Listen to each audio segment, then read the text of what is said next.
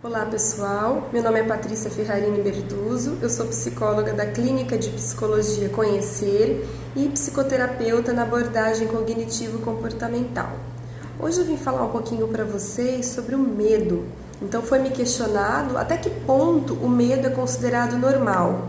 E eu venho falar para você e para todas as pessoas que estão me assistindo que todos nós, seres humanos, nós temos algum tipo de medo. É impossível uma pessoa, um ser humano, que não sinta um medo, às vezes em algumas situações, frente a determinados momentos, algumas situações. Então, o medo, de uma certa forma relativa, ela é considerada normal, desde que ele não incapacite o ser humano de lidar com as situações do cotidiano, não paralise a vida dessas pessoas, tá? Então, assim, o medo, ele faz parte da nossa espécie. Então, assim, sem ele, nós não teríamos vida, nós não estaríamos nem aqui, porque é ele que faz com que, diante de uma ameaça, de algo ameaçador, é que a gente libere reações químicas do nosso organismo para que ou a gente fuja ou a gente enfrente.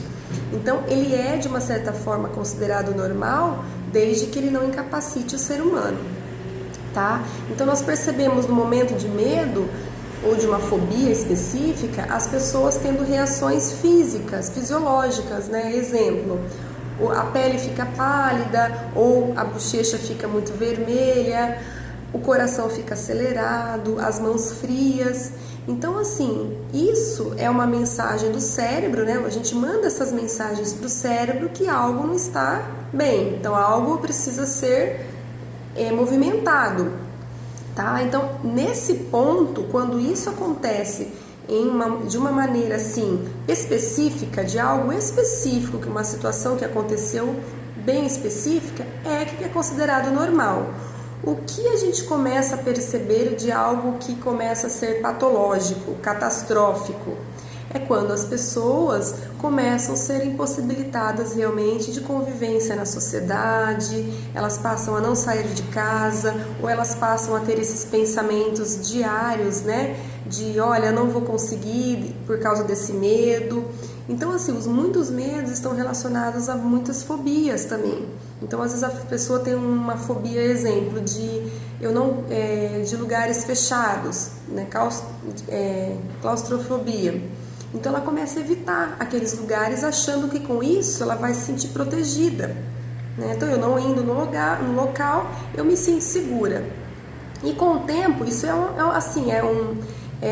utopia pensar isso, né? Porque com o tempo você começa tendo mais situações que vai te impossibilitar de reagir, tá, frente a esse medo. Então, se você não enfrentar esse medo, aos poucos ele vai ficando cada vez pior. Então, esse monstro na sua cabeça, ele vai aumentando, né? Que são os seus pensamentos.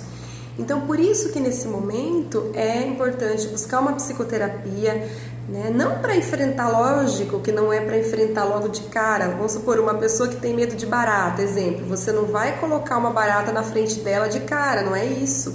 Mas existem técnicas, existem a psicoterapia que vai fazer com que a pessoa, aquele ser humano, entenda, né, os motivos que estão causando esse medo, o porquê ela chegou nesse determinado conceito de pensamento desse medo. Então, assim, é feita uma análise geral do comportamento, dos pensamentos desse ser humano, dessa pessoa que chega até nós, que a gente vai realmente juntos transformando, considerando, pontuando e aos poucos chegando nos objetivos, tá? Porque não é esquivando dos medos que você vai ficar uma pessoa melhor. Pelo contrário, se a gente não enfrenta os nossos medos, isso vai virando uma bola de neve. Então, daquela dor de cabeça, exemplo, ela vai virando uma febre, ela vai virando uma convulsão, e isso só vai tendendo a prejudicar aquela pessoa, aquele ser humano, porque vai impossibilitando, vai paralisando.